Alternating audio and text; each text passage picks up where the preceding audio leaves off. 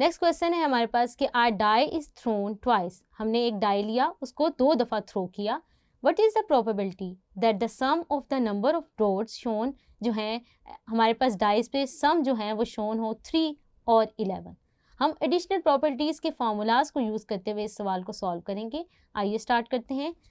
अगर एक die throne हो रहा है ट्वाइस तो उसका सैम्पल स्पेस क्या होगा? जैसे कि आप फिगर में भी देख सकते हैं 2 डाइस लिए गए हैं। अगर जब हम 2 डाइस को थ्रो करते हैं जो पॉसिबल आउटकम्स आते हैं वो कितने होते हैं? 6 की पावर 2, क्योंकि 2 डाइस थ्रो हुए हैं और एक डाइस अगर थ्रो करें तो 6 आउटकम्स होते हैं, तो 6 की power 2 which is equal to 36। तो सो हमारे पास नंबर ऑफ टोटल आउटकम्स कितने हो जाएंगे? 36। आप इनको स्क्रीन पे लिखा देख सकते हैं कि हमारे पास सैम्पल स्पेस किस तरह का होगा। अब हमने प्रोबेबिलिटी फाइंड करनी है कि हमारे पास सम ऑफ डॉट्स जो हों वो क्या हो? 3 हो। पहले हम लिख लेते हैं, यहाँ पे हम लिख लेते हैं let A be the event that sum of dots जो है वो क्या हो? 3। ऐसे कौन से इवेंट हैं? तो वो हम सेलेक्ट कर लेते हैं। पहले हम ए लिख लेते हैं और फिर उसके बाद एन ऑफ ए लिखेंगे।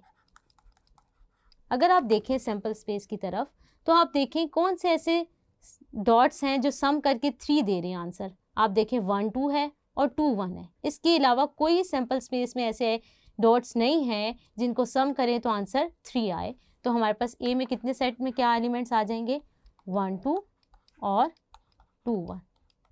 तो हमारे पास एन ऑफ ए क्या हो जाएगा? 2 हो जाएगा।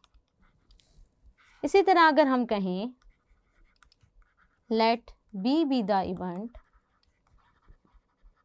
that sum of dots जो हैं अब हमने लेना है 11 होना चाहिए, is 11। अगर आप सैम्पल स्पेस में देखें कौन से ऐसे डॉट्स हैं जिनका सम हमारे पास 11 आ रहा है? 5 और 6 को ऐड करें तो क्या आता है? 11। इसी तरह 6 और 5 को ऐड करें तो क्या आता है? 11। आप देखें बाकी कोई सैम्पल स्पेस के ऐसे सेट्स में डॉट्स नहीं हैं जिनका सम 11 आए। तो हमारे पास बी में क्या आ जाएगा उसको लिख लेते हैं।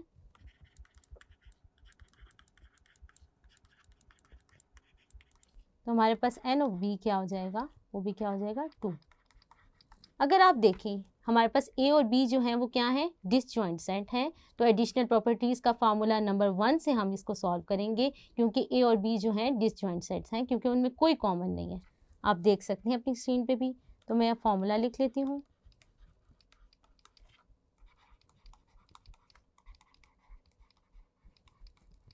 पी ऑफ ए क्या हो जाएगा? 2/36 प्लस 11। एन ऑफ बी क्या है? वो भी क्या है? 2/36।